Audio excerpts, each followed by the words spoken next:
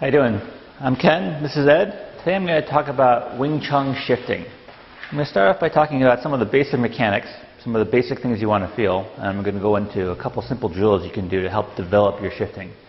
Remember, shifting is a developmental drill because shifting is ingrained into all the footwork we do. You may never actually shift to apply Wing Chun, but shifting is there every time you move your feet. That's why it's of critical importance. So I'm going to have Ed just get into his Ichi Kimima stance.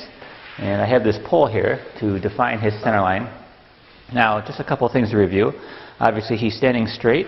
His hips are rolled forward. His knees are bent naturally. Ankles are bent naturally. And the weight of his body is centered in between the heel of the foot and the ball of the foot. Now, a big mistake that people usually do when they shift is they don't keep their hips rolled forward. The hips is what's connect the body to the legs. Without that rolling the hips forward, you won't be able to shift properly. Another thing that I want to talk about is that we always shift 50-50. If you shift 60-40, 70-30, 80-20, 90-10, 100-0, you'll never be able to develop proper flow in your footwork.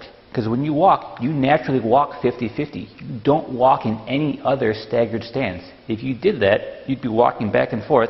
You'd be wobbling back and forth with your center going back and forth. That would never allow you to walk in a straight line from going from point A to point B.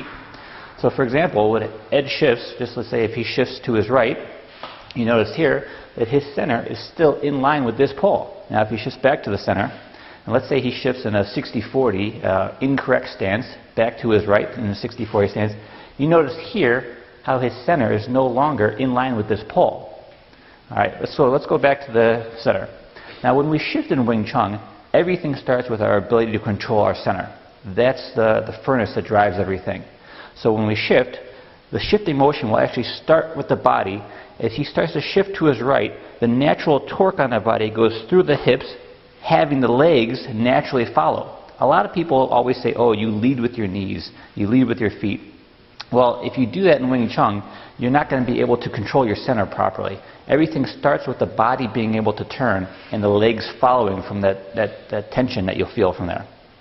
Alright, the other thing I want to mention is when we shift on the heels of our foot. Now yes, you have to remember the weight of our body is centered in between the heel and the ball of the foot. But mechanically speaking, the shift is on the heel of the foot. I'm going to go back to this again. If you shift on the balls of the feet, and let's say if Ed does that, shifting on the balls of the feet, you notice again here, his center is not in line with this pole. That again means his center is wavering back and forth as he'd be walking. Nobody walks that way. Nobody naturally walks that way. So why would you try to develop a skill that way that would lead to improper application?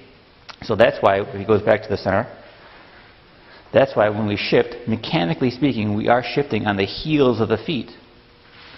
Now let's go do a couple drills that we can do to help you develop proper Wing Chun shifting. The first one is going to be a basic drill, and that's just going to be shifting approximately 15 degrees. So when you shift, just think small shifting. So Ed's going to shift to his right, good, and just shift back to his left, just about 15 degrees. The whole idea is when you shift, let's say he shifts to his right again, you should be able to control your center before and after the shift. So once he shifts here, he needs to recheck his center and make sure that he's in full control of it and he's still in line.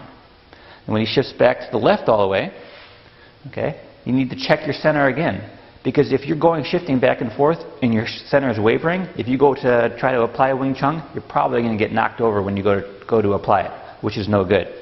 So once you're able to get a hold on this simple drill, shifting back and forth, roughly 15 degrees, now we're going to go to a higher level drill.